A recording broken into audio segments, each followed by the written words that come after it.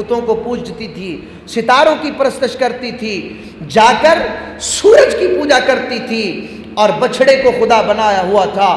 وہ ساری قوم جب عبادت کے لیے، جب میلے کے لیے جب گھر سے نکلنے لگی تو انہوں نے کہا، سوچا کہ اپنے بتوں کے پاس اپنے خداؤں کی رکھوالی کے لیے کسے چھوڑ کے جائیں۔ اب بظاہر ان کو خدا سمجھتے تھے لیکن رکھوالی کرنا چاہ رہے تھے۔ پھر انہوں نے کہا کہ ہاں وہ ایک لڑکا ہے ابراہیم، اسے چھوڑ کے جاتے ہیں۔ ابراہیم کو چھوڑ دیا ان بتوں کے پاس کہ ابراہیم تو ان کی رکھوالی کرنا۔ سارے چلے گئے۔ اب ابراہیم علیہ السلام کو کلمہ توحید بلند کرنے کا موقع مل گیا۔ گرامی قدر حضرات، جناب حضرت ابراہیم علیہ السلام نے دیکھا کہ وہاں پہ کلہاڑا پڑا ہوا تھا۔ آپ نے وہ کلہاڑا اٹھایا، کسی بت کی ٹانگ اتار دی، کسی کا بازو اتار دیا، کسی کا سر اتار دیا، کسی کو 2 حصوں میں، کسی کو 4 حصوں میں، کسی کو 8 حصوں میں تقسیم کر دیا۔ وہ سارے بت توڑ دیے اور جو سب سے بڑا بت تھا وہ کلہاڑا اس کے کندھے پہ رکھ دیا، جس کو قرآن بیان کرتا ہے سورہ انبیاء میں۔ اللہ فرماتا وَتَاللَّهِ لَأَكِيدَنَّ أَصْنَامَكُمْ بَعْدَ أَن تَوَلُّوا مُدَبِّرِينَ، اور مجھے اللہ کی قسم ہے میں تمہارے بتوں کا برا چاہوں گا، ابراہیم نے کہا، اور بعد میں اس کے کہ تم بعد میں پھر جاؤ۔ فَجَعَلَهُمْ جُزَازًا إِلَّا كَبِيرًا لَهُمْ لَعَلَّهُمْ إِلَيْهِ يَرْجِعُونَ، تو ان سب کو چورا کر دیا ابراہیم نے، مگر ایک کو جو ان سب سے بڑا تھا اس کو چھوڑ دیا کہ شاید وہ ان سب سے کچھ پوچھیں۔ جب وہ واپس آئے، میلے سے واپس آئے، انہوں نے آ کر اپنے خداؤں کو دیکھا، کسی کا ہاتھ ٹوٹا ہوا، کسی کا بازو ٹوٹا ہوا، کسی کی ٹانگ ہی نہیں ہے، کسی کا سر ہی نہیں ہے، کسی کو ویسے پاش کیا ہوا ہے، توڑا ہوا ہے۔ انہوں نے کہا کہ ابراہیم یہ کام کس نے کیا ہے؟ وہ آگ بگولا ہو گئے، وہ سارے غصے میں آ گئے، تیش میں آ گئے کہ ابراہیم یہ کام کس نے کیا ہے؟ یہ ہمارے خداؤں کو کس نے نقصان پہنچایا ہے؟ ابراہیم کو کلمہ توحید بلند کرنے کا موقع مل گیا۔ ابراہیم کہنے لگے، بھائی مجھ سے کیا پوچھتے ہو، میں تجھے کیا بتاؤں؟ یہ جو سب سے بڑا تمہارا خدا، یہ جو سب سے بڑا بت ہے، اس کے کاندھے پہ کلاڑا، اس سے پوچھو کہ ان سب کو کس نے نقصان پہنچایا۔ انہوں نے کہا کہ ابراہیم یہ بات تو بھی جانتا ہے، یہ بول نہیں سکتے۔ ہائے ہائے ہائے، حاضر دماغ ہو کر بیٹھے، یہ بول نہیں سکتے۔ ابراہیم یہ تو بھی جانتا ہے کہ یہ سن نہیں سکتے، یہ بول نہیں سکتے، یہ دیکھ نہیں سکتے۔ ابراہیم کو کلمہ توحید بلند کرنے کا بڑا اعلیٰ موقع مل گیا۔ آپ نے فرمایا کہ اے لوگوں، جو سن نہیں سکتے، جو بول نہیں سکتے، جو دیکھ نہیں سکتے، وہ خدا کیسے ہو سکتے ہیں؟ وہ تمہارا نفع یا نقصان کیسے دیکھ سکتے ہیں؟ انہوں نے کہا کہ ابراہیم پھر تو بتا کہ خدا کون ہے؟ آپ نے فرمایا کہ خدا تو وہ ہے کہ جو زندگی اور موت عطا کرتا ہے۔ خدا تو وہ ہے کہ جو سورج کو مشرق سے نکال کر مغرب میں غروب کرتا ہے۔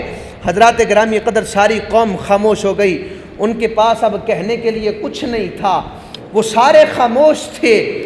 اب انہوں نے بدلہ لینا تھا، اب جواب تو نہ دے سکے حضرت ابراہیم علیہ السلام کو۔ پھر انہوں نے کیا کیا؟ انہوں نے کہا کہ ابراہیم یہ تو نے غلط کیا ہے، ہمارے خداؤں کو تو نے نقصان پہنچایا۔ انہوں نے کیا کہا؟ انہوں نے کہا کہ ابراہیم تجھے آگ میں جلایا جائے گا۔ اللہ اکبر کبیرہ، تیسرا امتحان شروع ہو گیا۔ ابراہیم ابھی چھوٹی سی عمر ہے، ابراہیم تجھے آگ میں جلایا جائے گا۔ توجہ کیجیے گا حضرات گرامی قدر، سارے لوگ اکٹھے ہو گئے، لکڑیاں اکٹھی کرنے لگ گئے جنگل سے کہ آج لکڑیاں اتنی اکٹھی کی جائیں گی کہ حضرت ابراہیم کو آگ میں معاذ اللہ جلایا جائے گا۔ اور جاہلیت کا اتنا دور تھا کہ لوگ منتیں مان رہے تھے کہ ہمارا فلاں کام ہو جائے، ہم اتنی لکڑیاں لا کر اس آگ کو مزید بھڑکائیں گے، آگ میں اتنی لکڑیاں جلائیں گے۔ حضرات گرامی قدر، حضرت ابراہیم علیہ السلام کو جب پھر اتنی لکڑیاں اکٹھی کی گئی کہ آگ آسمانوں سے بات کرنے لگ گئی، اب جب پھینکا نہ گیا تو انہوں نے پھر ایک منجنیق بنوائی، گلیل نما بڑی ساری ایک منجنیق بنوائی، حضرت ابراہیم کو اس میں ڈالا اور حضرت ابراہیم کو آگ میں پھینک دیا۔ جب آج اگر میں ہر قرآن کی ہر آیت پڑھتا چلوں تو ٹائم بڑا کم ہے، میں بڑا کچھ بیان کرنا چاہتا ہوں اور ٹائم سے پہلے انشاءاللہ ختم بھی کرنا ہے۔ توجہ کیجئے گا، حضرت ابراہیم علیہ السلام کو جب آگ میں پھینکا گیا، رب نے فرمایا کہ آگ میرے خلیل پہ ٹھنڈی ہو جا۔ اب اس میں حکمت بھی تھی۔ حکمت کیا تھی؟ ارے وہ آگ صرف خلیل کے لیے ٹھنڈی نہیں ہوئی تھی، وہ آگ صرف ابراہیم کے لیے ٹھنڈی نہیں ہوئی تھی۔ ابراہیم کے صلب میں، ابراہیم کی پیشانی میں وہ نور تھا، وہ نور مصطفیٰ چمک رہا تھا جس کو آگ چھو نہیں سکتی۔ ابراہیم کی پیشانی میں وہ نور چمک رہا تھا جو نور جناب حضرت ابو طالب کا تھا، وہ نور چمک رہا تھا جو نور جناب سیدہ کائنات کے شہزادے مولا حسین کا نور تھا۔ اب وہ آگ کیسے لگ جاتی کہ جس پیشانی میں میرے حسین کا نور تھا، جس پیشانی میں میری زہرا کا نور تھا، جس پیشانی میں میرے علی کا نور تھا، جس پیشانی میں ابو طالب اور آقا علیہ السلام کا نور تھا، وہ آگ کیسے لگ جاتی؟ ابراہیم، اللہ نے جناب حضرت جبریل امین کو بھیج دیا کہ جبریل میرے خلیل کے پاس جا۔ حضرت جبریل امین آئے اور آ کر کہنے لگے ابراہیم آج مجھ سے بات کر، میں تیرے لیے وہ کر سکتا ہوں جو کوئی نہیں کر سکتا۔ ابراہیم مجھے بتا، میں وہاں جا سکتا ہوں جہاں کوئی بھی نہیں جا سکتا، جہاں حاضر دماغ بیٹھے ہیں، اونچا کہ سبحان اللہ، میں وہاں جا سکتا ہوں جہاں پر کوئی نہیں جا سکتا۔ اب یہاں پر بات یاد آ گئی، گرامی قدر حضرات، معراج کی رات جب آقا علیہ السلام معراج پہ تشریف لے کر گئے، اور یہ بھی یاد رکھیں کہ معراج پہ صرف نبی نہیں گیا، جن کو سمجھ آ رہی ہے سبحان اللہ کہیے، معراج پہ صرف نبی نہیں گیا، نبی بھی گیا تھا، ساتھ 5 اور 12 بھی گئے تھے، اور اس کو پھر کبھی بیان کریں گے۔ گرامی قدر حضرات توجہ کیجئے گا، معراج کی رات آقا علیہ السلام جب سدرۃ المنتہا پہ پہنچے نا، سدرۃ المنتہا یہ فرشتوں کا بارڈر ہے، اب فرشتے اس کو ایک رتی برابر بھی کراس نہیں کر سکتے، اگر اس کو بال کے برابر بھی کراس کریں گے تو جل جائیں گے، پر جل جائیں گے۔ حضرت ابراہیم علیہ السلام کے بعد جب آقا علیہ السلام کا دور آیا، سدرۃ المنتہا تھی، جبریل ساتھ تھے، اب جبریل اس سے آگے نہیں جا سکتے تھے۔ توجہ کیجئے گا، آقا علیہ السلام نے فرمایا کہ جبریل آگے نہیں چل رہا، کہا آقا میری حد بس یہی ہے، میری حد یہی ہے، اس سے آگے پرواز نہیں کر سکتا، اس سے آگے جاؤں گا تو پر چل جائیں گے، آگے نہیں جا سکتا۔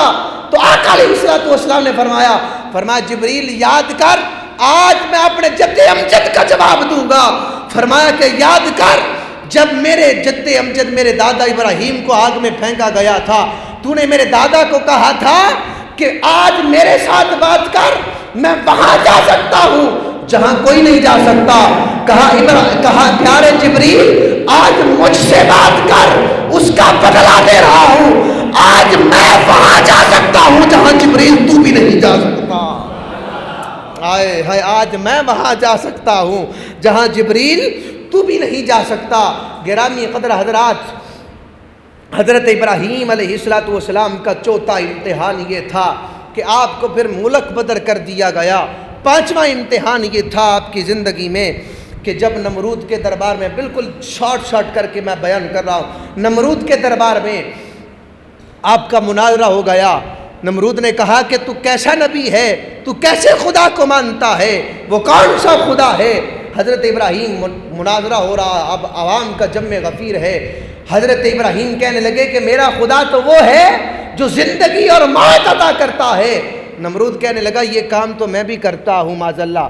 اس نے 2 قیدیوں کو بلایا، ایک کو آزاد کر دیا اور ایک کو پھانسی دے دی۔ کہنے لگا یہ کام تو میں بھی کرتا ہوں، زندگی، ایک کو زندگی دے دی، ایک کو موت دے دی۔ جناب ابراہیم نے پھر ایسا سوال کیا کہ وہ لاجواب ہو گیا۔